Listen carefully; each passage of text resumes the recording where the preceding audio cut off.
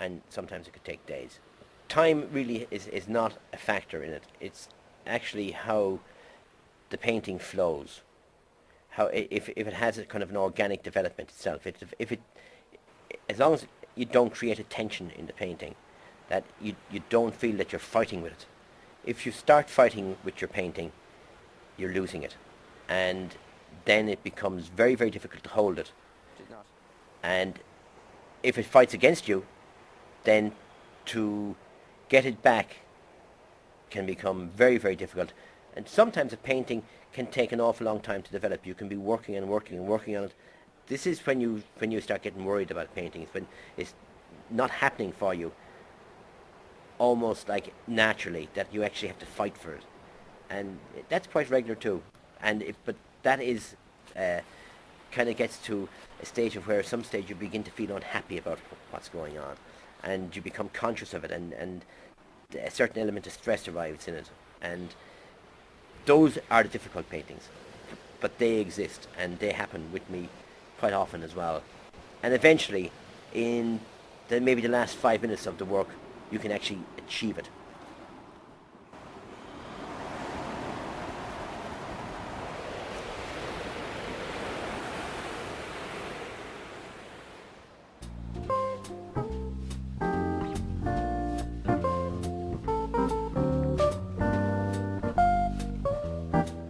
I think that an artist or a painter doesn't necessarily have a conventional approach to viewing a country. They tend to look at it from different perspectives, and in so doing, they sometimes get more to the heart and soul of what is going on in a country than those that come as just a casual tourist. For me, it's completely different as a painter to visit a country, and invariably I visit countries as a painter. I never appear to be a tourist. But the nature of my work is to go to and find a location or find something that inspires me to do a work, because it's not as easy as that to create a painting.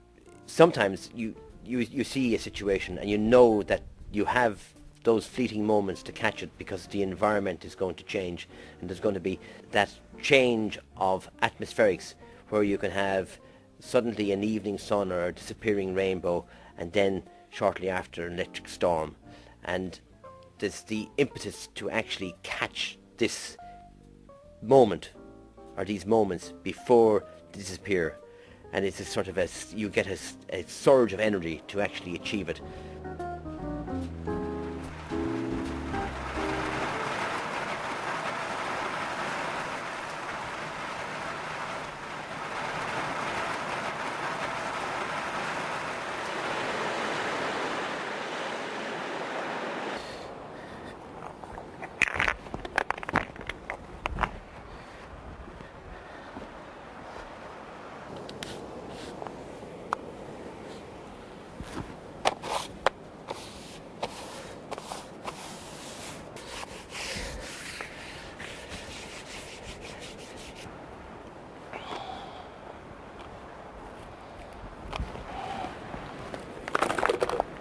The day that I picked up Roxanne to take her painting to the tobacco field, she said that on the next day she was going to be inaugurated into her religion, and she asked me into her house, and she showed me the spiritual activities which were being conducted, and she brought me out into the backyard of the house where they'd killed the cock. Its blood had been drained off and been poured into bowls, and there were various images of herself and the other members of the spiritual family that she was being inaugurated into.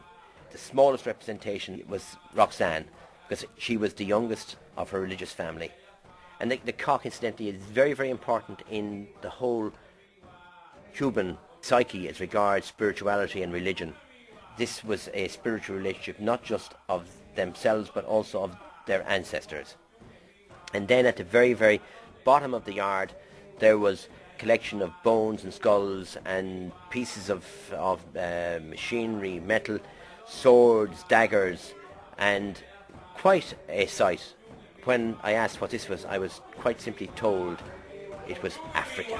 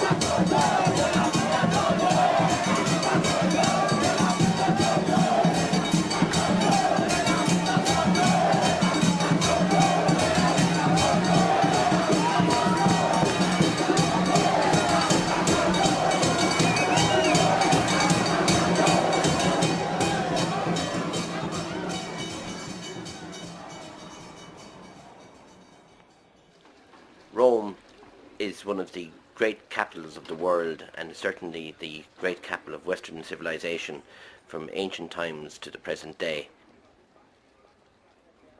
One of the places in particular that I like going is Campo de Fiori, which is a market combining a floral market, fruit market, vegetable market and clothes market.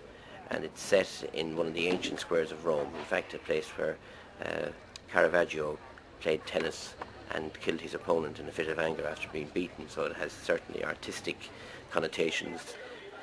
But it is a very, very active spot, and I always enjoyed going to paint there, and I've done a number of paintings in it. One of the things that I've tried to do here is to actually put a still life in the context of a living still life, of where people actually are moving around an object which is still and colourful, such as groups of oranges, apples, bananas, and the purchasers and the sales